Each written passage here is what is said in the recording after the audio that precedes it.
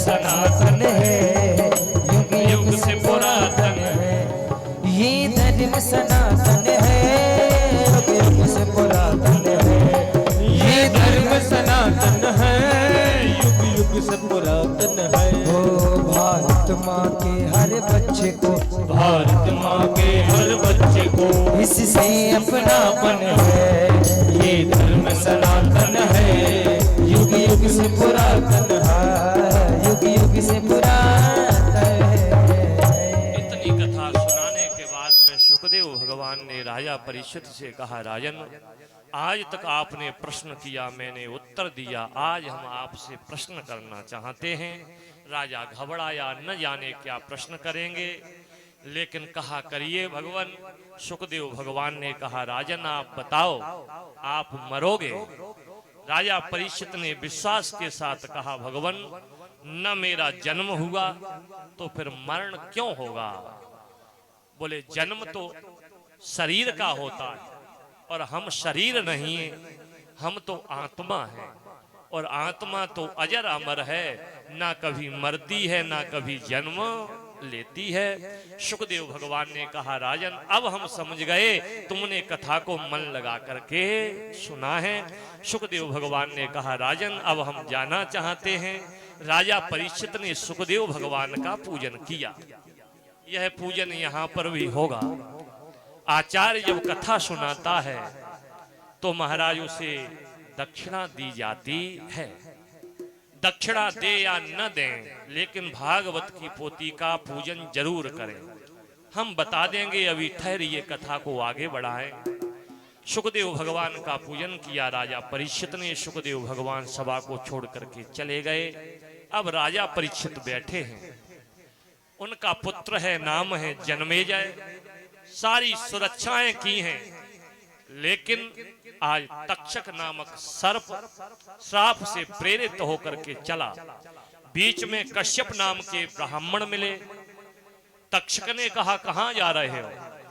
ब्राह्मण ने कहा कि हम राजा परीक्षित को जीवित करने के लिए, तक्षक आएगा उन्हें काटेगा, हम मंत्र पढ़ करके मारेंगे, राजा परीक्षित जीवित हो जाएगा। तक्षक ने कहा, इतनी सामर्थ्य आप में कहा, जो तक्षक का काटा हुआ आप ठीक कर दो। पंडित जी ने कहा, कैसी बात करते हो, क्या आप ही तक्षक हो? बोले हाँ। बोले ये वृक्ष खड़ा है, प्रहार करो।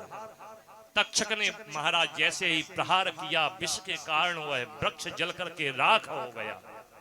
पंडित जी ने कमंडल से जल लिया, अभिमंत्रित किया और जैसे ही छोड़ा तो देखते ही देखते वृक्ष हरा भरा हो गया। तक्षक समझ गया ये साधारण ब्राह्मण नहीं, साधारण बाबा नहीं। महाराज लोभ दे दिया, कहा कि राजा तुम्हें इनाम देगा और राजा को श्राप लगा है, इसलिए श्राप पूरा होने दो, बाधक न बनो, आपको पैसा हम देते हैं, वहां चले जाओ, जितने धन की जरूरत हो उतना ले जाओ। महाराज लोभ दे दिया। कश्यप नाम के महात्मा गए, धन लेकर के वापस हो गए। तक्षक गया, छोटा रूप धारण किया, पुष्प में बैठा, अंदर पहुंचा और महाराज सारी सुरक्षाएं धरी रह गई। जाकर के तक्षक ने राजा परीक्षित को डसा।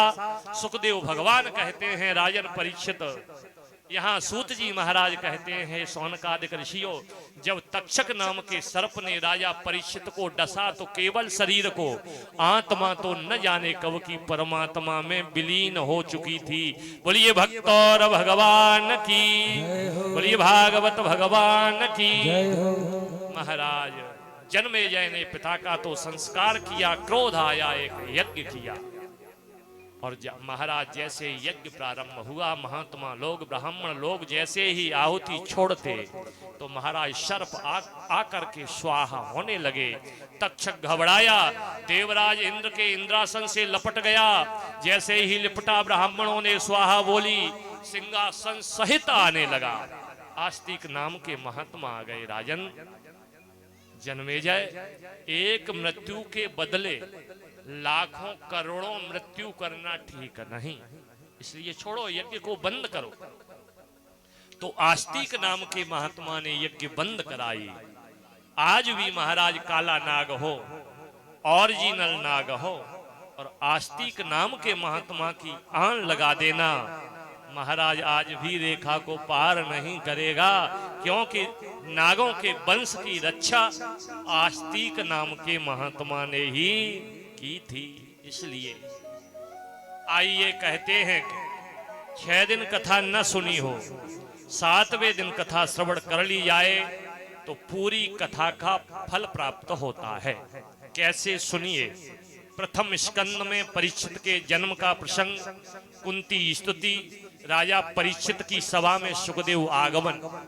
द्वितीय स्कंद में ब्रह्मा जी की उत्पत्ति, चतुश्लोकी भागवत की व्याख्या। तृतीय स्कंद में विदुर मैत्रेय संवाद, कपिल देवहूति संवाद, हिरण्याक्ष आदि का वर्णन। चतुर्थ स्कंद में सती चरित्र, ध्रुव चरित्र और ध्रुव के वंश का निरूपण। 5वें स्कंद में प्रियव्रत का चरित्र, आग्नेयग्र की कथा, रहुगढ़ संवाद, खगोल वर्णन, भूगोल वर्णन, 28 प्रकार के नरकों का वर्णन है। 6वें स्कंद में अजामिल उपाख्यान है, गुरु हत्या का परिणाम है, मरुदगणों की उत्पत्ति है। और 7वें स्कंद में प्रहलाद जी का चरित्र है, नरसिंह देव की कथा है। आगे महाराज 8वें स्कंद में गजेंद्र उपाख्यान है, समुद्र मंथन की कथा है, वामन चरित्र है और मत्स्य अवतार की कथा है। 9वें स्कंद में सूर्य वंश की कथा और चंद्र वंश का निरूपण और 10वें स्कंद में श्री कृष्ण की लीलाओं का वर्णन। 11वें स्कंद में नवयोगेश्वर संवाद, कृष्ण उद्धव संवाद, यदुवंशियों को श्राप और संहार की कथा है और भगवान के स्वधाम गमन की कथा है। 12वें स्कंद में कलयुग के दुर्गुणों का वर्णन है और नाम महिमा का वर्णन है। कलयुग में महाराज सूत जी महाराज कहते हैं, हे सौनकादिक ऋषियों, भगवान का नाम ही कल्याणकारी है, संसार रूपी सागर से पार करने वाला है। तो क्षेत्रों में जैसे काशी श्रेष्ठ है, वैसे ही महाराज पुराणों में श्रीमद् भागवत महापुराण श्रेष्ठ है। यह भागवत महापुराण वैष्णवों का परम धन है, परम हंसों की महाराज ये संहिता है। इस भागवत महापुराण के अंतर्गत भक्ति, ज्ञान, वैराग्य की महाराज त्रिवेणी बहती है। सूत जी महाराज कहते हैं, हे सौनकादिक ऋषियों, इस भागवत महापुराण रूपी त्रिवेणी में जो स्नान करेंगे और भगवान का स्मरण करेंगे, वो संसार रूपी सागर से पार हो जाएंगे, उन्हें गोविंद की प्राप्ति होगी। बोलिए गोविंद भगवान की। तो यहाँ केवल नाम की महिमा। पहले बाबा की तरफ चलिए हिंदी में, फिर चलिए व्यासी की तरफ संस्कृत में। कि कलयुग केवल नाम आधारा, कलयुग केवल नाम आधारा, सुमेरे सुमेरे नर होते रहे पारा, सुमेरे सुमेरे नर होते रहे पारा। गोस्वामी तुलसीदास जी महाराज कहते हैं, कलयुग में केवल भगवान का नाम ही आधार है। यही बात भागवत महापुराण में व्यासी महाराज ने कही।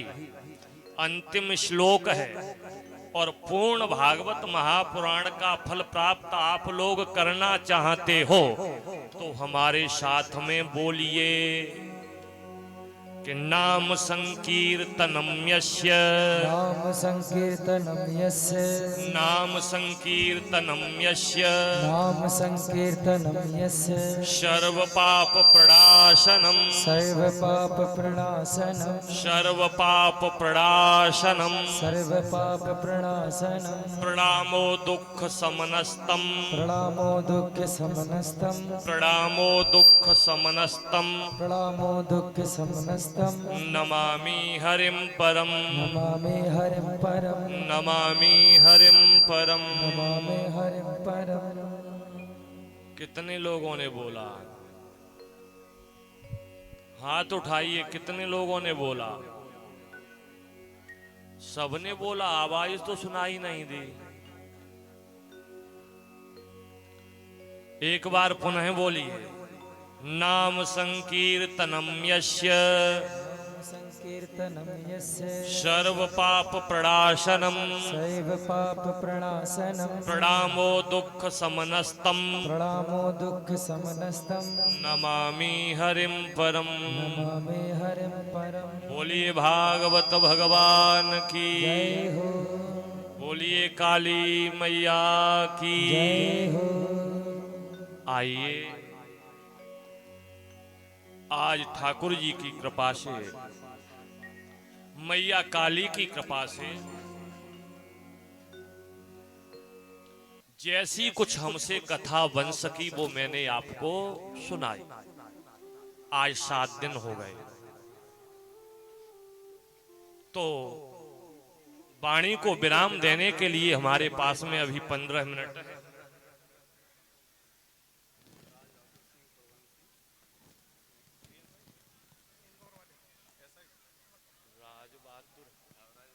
राज बहादुर सिंह पुरवशी SI इंदौर वाले हाल अटेर यह शॉल और माला पहना करके और इस कार्यक्रम में 10,101 रुपए दे करके सहयोग करते हैं।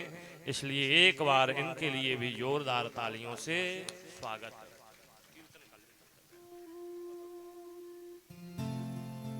ओ जय राधे राधे राधे जय गिरधर गोपाला। जय राधे राधे राधे जय गिरधर गोपाला। अपने बीच में अशोक तोमर अटेर वाले यह शॉल उड़ा करके सम्मान करते हैं। इसलिए इनके लिए भी एक बार जोरदार तालियों से जय राधे राधे राधे जय गिरधर गोपाला। जय राधे राधे राधे जय गिरधर गोपाला। जय श्यामा श्यामा श्यामा जय श्यामा श्यामा श्यामा। जय जय नंदलाला जय राधे राधे जय गिरधर गोपाला। जय राधे राधे राधे जय गिरधर गोपाला। ओ जय श्यामा श्यामा श्यामा जय श्यामा श्यामा श्यामा। जय जय नंदलाला जय राधे राधे राधे जय गिरधर गोपाला। जय राधे राधे राधे जय गिरधर गोपाला। ओ जय राधे राधे राधे जय गिरधर गोपाला। जय राधे राधे राधे जय गिरधर गोपाला।